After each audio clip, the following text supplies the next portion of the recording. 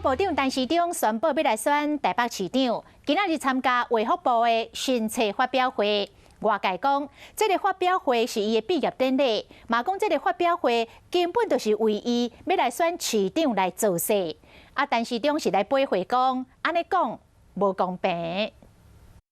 参加卫福部新册发表会，部长看起来心情真好。不过因为时机敏感，这场发表会冇大家认为是阿中部长的毕业典礼。要把这本书的出书跟我要选举连在一起，这是一件不公平的事情。选举啦，或政治啦，有些人心里很焦虑不安啦。我想，但是那我那看我要的对亏钱哈。医学会执行长王必胜嘛替新册徛台，感谢陈时中辛苦付出。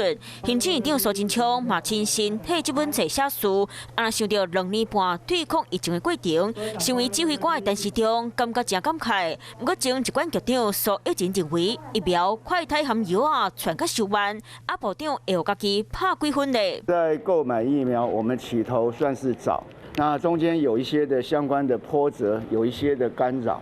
但是其实有很多的国家给我们协助，那要把这个破口也补起来。药物算是我们来的在世界里面算是非常快的，的一项，到位的非常早，所以我们也及时跟罗氏雅培大量的采购。 那后来我们应该是说实名制也能够顺利的上。疫情还未完全结束，即摆陈时中等月要来参选台北市长，老炮的争议也吵个真热。陈时中对这件代志讲家己是自由业，无做偌过问题。自由业指的是说我当牙医师在开业的时候，那牙医师开业这很清楚，他的职业的分类栏是一个自由业。我想这个疫情的变化万端。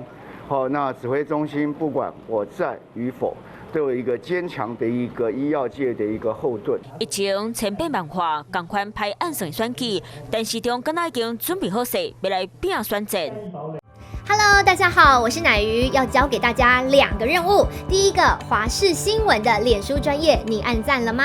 还有华视新闻的 YouTube 频道，赶紧订阅起来，还要记得按赞，开启小铃铛哦。